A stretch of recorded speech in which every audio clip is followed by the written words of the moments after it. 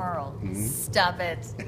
I just realized both of those names are Shirley's kids. Okay, Sam. Okay, that's Ryan's son. I was going to say Sam. All right, I'll use my own son. Jackson is bullying Marie. How about that? Okay. And Marie's mom comes into the principal's office and says, Mr. Principal, what are you going to do about this? Jackson is bullying my daughter.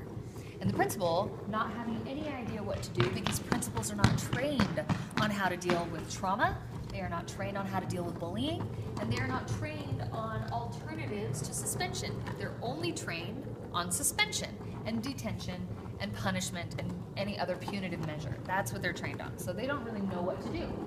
But the principal feels like he has to do something, and so he says, oh yeah, we're going to suspend Jackson. So Marie's mom she's pacified by that, and she says, okay, fine, it feels like justice. But what happens? Jackson goes home and he plays Xbox for 2 days. He eats, he sleeps, and then he goes back to school, and now he's 2 days behind in his classes. And so now he's even more frustrated, which makes him act out even more and bully even more. Maybe other people, not Marie, but someone else. So did suspension teach him anything? No. So restorative justice is amazing. So instead of kicking a kid out, you bring him in. And you say, Jackson, let's sit down with you and Marie, and we're gonna have a restorative justice session. So Jackson and Marie are sitting there. There's a mediator. Sometimes schools use peer mediators who are the same age, and it works really well.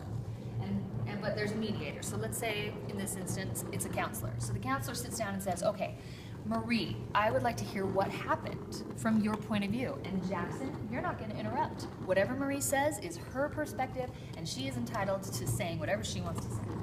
So Marie has a little talking stick, an actual stick, and whoever's holding the talking stick is the only person that gets to talk. So she gets to say, well, yesterday Jackson made fun of my hair, and then he pushed me down, and then he knocked the books out of my hand, and I didn't even do anything to him, and it hurt really bad. It made me so mad, and I can't believe that Jackson was such a jerk. She gets to say whatever she wants. She gets to release all of that energy. She gets to say it right to Jackson, and he has to listen. That's the best part. So that's amazing. So that's incredibly healing for Marie. And then the mediator says, all right, so that's what happened to Marie, and that's from her perspective. Now, Jackson, what do you feel and what happened from your perspective? And he goes on to say, well, Marie was looking at me weird and she was making fun of me first, so I just was acting out because she started it. And it really hurt. It was so frustrating. And my dad yelled at me yesterday, and he hit me, and I was really frustrated about it. So I guess I kind of took that out on Marie, and I feel really bad now, so I'm not going to do that again. So Jackson gets to release that energy. He gets to talk about it. He gets to push it out there. And he gets to say it right in front of Marie, so he feels better about himself. He really does. Because it's very healing. It's restorative, right? And then the mediator says, okay, so that's what happened. You guys just got to communicate what happened. Now, we're going to prevent future harm. So both of you, you're going to come up with a plan of how this is not going to happen again. So how can we do this? And then she shuts her mouth, and she lets Jackson and Marie totally come up with their own plan to create no more tension between them. And then they even sign a contract. They can't. Not everybody does, but some people do.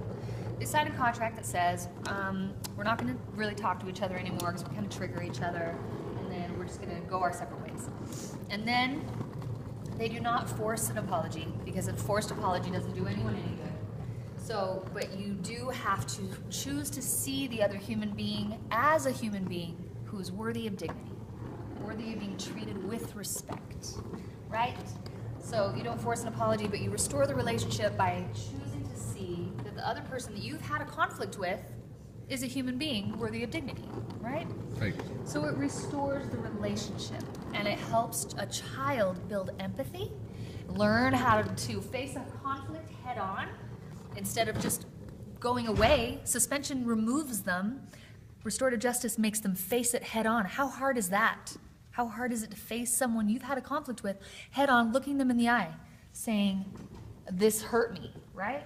They use this in prisons with rapists and murderers. Oh my gosh.